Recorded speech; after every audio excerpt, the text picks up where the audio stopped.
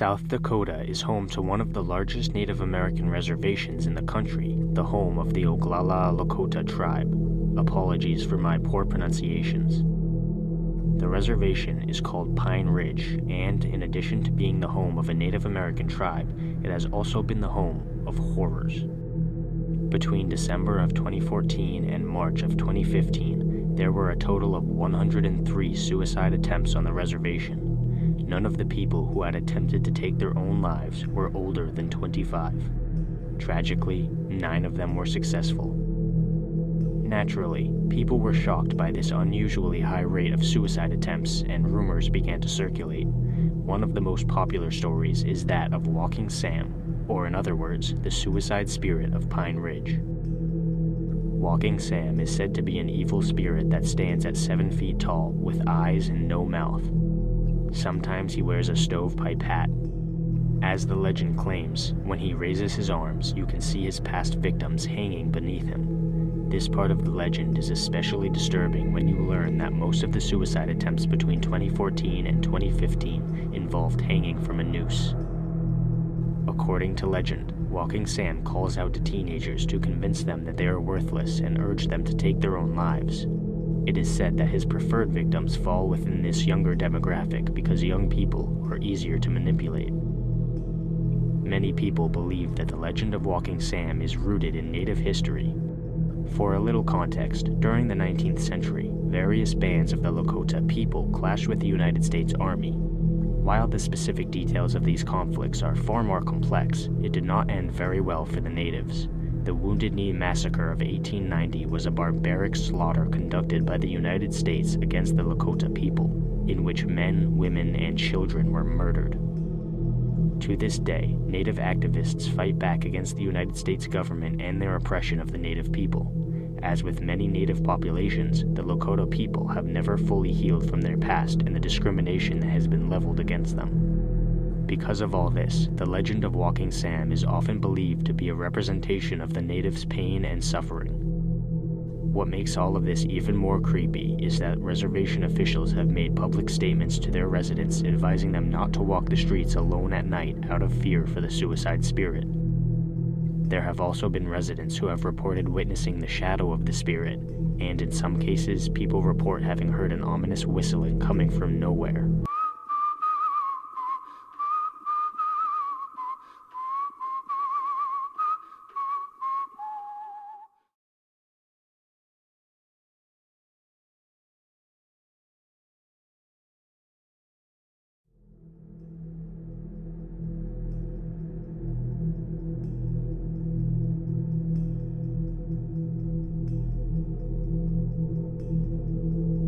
The Gormanston Castle is a structure that stands roughly 30 kilometers north of Dublin, Ireland. The castle was the residence of the Preston family, also known as the Viscount Gormanston family, from the 14th century until the mid-20th century. The current castle structure looks quite different today than it did so many years ago, with a boarding school having been attached that has now become Gormanston College. Here's where things start to get a little otherworldly. In the 1600s, the contemporary Lord Gormanston saved the life of a vixen, or in other words, a female fox, and her offspring during a fox hunt. Ever since this event, the foxes around the Gormanston Castle have reportedly exhibited some very strange behavior. During the winter of 1860, the 12th Lord Gormanston was on his deathbed. A fellow lord apparently told him that a nearby villager had claimed that the foxes had all gone to the castle to see Lord Gormanston die. The foxes in question had been sighted traveling to the castle and milling around the structure in the days prior to Lord Gormanston's death. Perhaps the strangest part of this whole story is that the foxes were said to have walked through the chickens and did not so much as bite a single one. Furthermore, the foxes remained at the castle after Lord Gormanston's death, only returning to their natural habitat after the funeral. During this entire time, the castle dogs never once attacked the foxes. It was as if the animals were not of this world. When the 13th Lord Gormanston died, foxes were seen yet again coming to the castle, this time in pairs. They sat under his bedroom window, barking and howling, until he passed away unexpectedly that night. When his body was carried to the churchyard, a group of foxes reportedly walked in a line parallel to the procession. Similarly to the first two events, foxes were seen traveling to the castle and roaming around shortly before the death of the 14th Lord Gormanston. Foxes were also seen crying and barking around the chapel. Since then, numerous other events involving foxes acting strangely have occurred on the castle grounds, each one aligning with the death of a Gormanston family member. No explanations have ever been provided for this bizarre and otherworldly mystery. I suppose it's fitting, in a way, that the Gormanston family crest features a fox.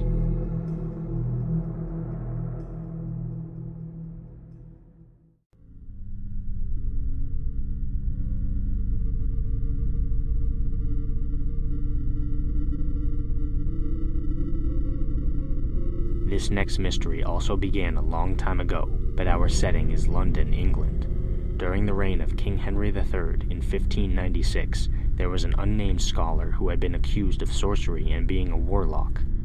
At this time, the country was experiencing a widespread famine. In fact, it was so bad that prisoners in the Newgate prison in London had resorted to cannibalism.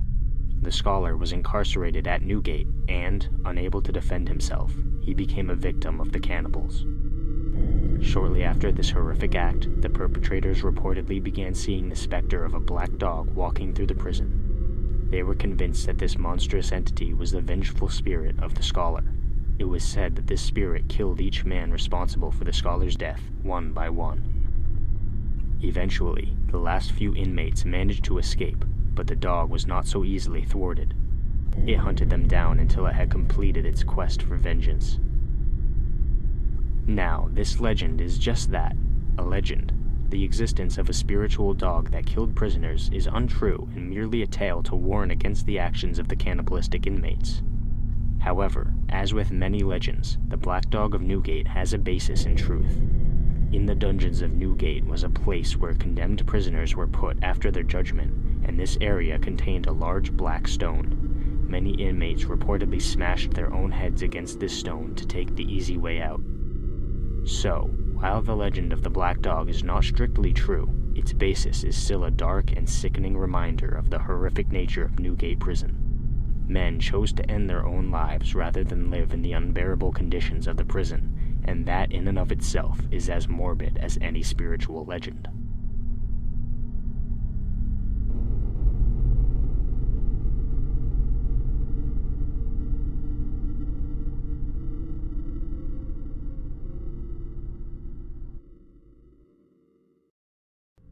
St. Monin and St. Stephen's Church in Cornwall is said to be the home of a demonic creature that has the appearance of a man and owl hybrid. In 1926, two boys were chased by a huge, angry bird. They managed to escape, but in 1976, 50 years later, two girls who were on vacation with their parents reportedly saw a menacing creature that had the appearance of a man and bird hybrid when they were on top of the church tower. Their father ended the vacation early because of what they had seen.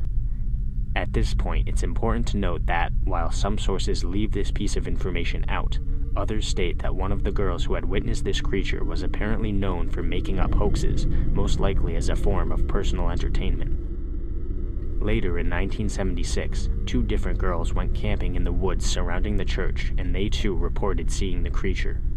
2 years later, a group of people saw a humanoid figure that looked as if it was wearing a bird costume of some kind, but they did not believe it was a costume when the figure flew up into the sky.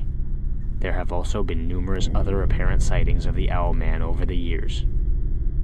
In 2019, a paranormal investigator claimed that he too had seen the creature. According to Mark Davies, he was in the church graveyard with his friend Chris Powers when they heard a hissing noise coming from some nearby trees. This noise was accompanied by a flapping sound. At that moment, they heard the sounds pass over their heads and they briefly saw a horned figure. They snapped this rather questionable photo of what they saw. They claim that they believe this was the Owl Man in the flesh, but more skeptical people like myself are less quick to jump to that conclusion. As with many photos of so-called spirits or supernatural entities, this picture is extremely blurry and the subject is merely a dark figure without almost any clear detail. It seems most likely that this is a mere hoax. However, where did this legend come from?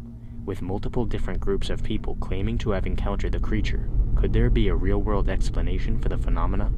Unfortunately, we may never know the answers for certain.